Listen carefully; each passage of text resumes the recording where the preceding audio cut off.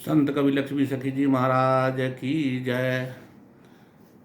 आज भक्ति परंपरा में संत कवि लक्ष्मी सखी जी विरचित अमर सिद्धि के प्रथम अध्याय के राग विभाग के 32 नंबर पद की व्याख्या मैं करना चाह रहा हूँ।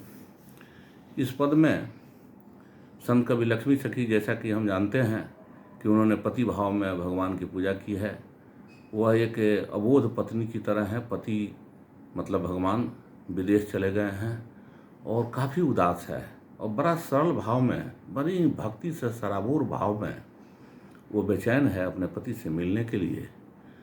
तो पहले गांव में होता क्या था, जब पति विदेश में चला जाता था, चिट्ठी पाती नहीं आती थी, तो औरतें या कोई भी लोग गांव के पंडित जी के पास जाते थे और पतरा खुलवा कर कहते थे, पंडित जी ज़रा पतरा खोल कर बतलाइए कि कब मेरे पति आएंगे या मेरा कौन सा काम कैसे होगा। इसी संदर्भ में यह पद है, बड़ा ही रस से भरा हुआ पद है। और बाबा लिखते हैं, संत कवि लक्ष्मी सखी महाराज कहते हैं, कब आई है पियवा विचारू बैठू बभना। बभना मतलब बावन मतलब पंडित जी, है ना। कब आई है पियावा विचारू बैठू बभना, तोरा के देहब हम दुनू हाथ के कंगना। निक नाही लागे घर, निक नाही आंगना। निक नाही लागे घर, निक ना लागे आंगना। सिर के सिंगार मोरा सेहू भइले सपना। सिर के सिंगार मोरा सेहू भइले सपना। नैहर सासुर ना निक लागे जीव के कल्पना। नैहर सासुर ना निक लागे जीव के कल्पना। सुंदर पियवा बिनु केहू नहीं अपना। सुंदर पियवा बिनु केहू नहीं अपना। पिया तोहार आई हैं।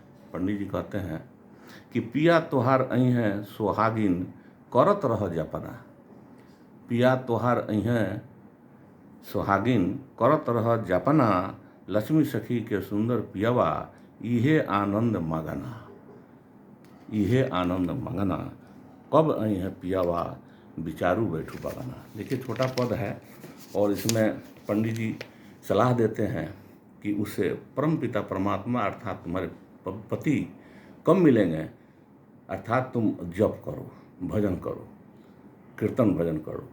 असल में कलयुग में बाबा तुलसीदास ने भी लिखा है, उत्तरकांड में लिखा है एक जगह कि द्वापर करी रघुपति पद पूजा, आ नर भव तरही उपाय न दूजा।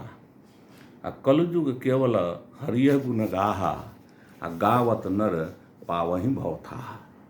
अर्थात कलयुग में केवल भजन कीर्तन ही करें, भगवान पर ध्यान रखें, अपना काम करते रहें, लेकिन हमेशा ईश्वर में ध्यान रखें, तब आपको वह ईश्वर की प्राप्ति होगी, आपको आध्यात्म की प्राप्ति होगी, आपका मन शांत होगा और आप सुखमय जीवन व्यतीत कर सकेंगे। जय श्री राम, जय बाबा लक्ष्मी सखी जी महाराज। धन्यवाद।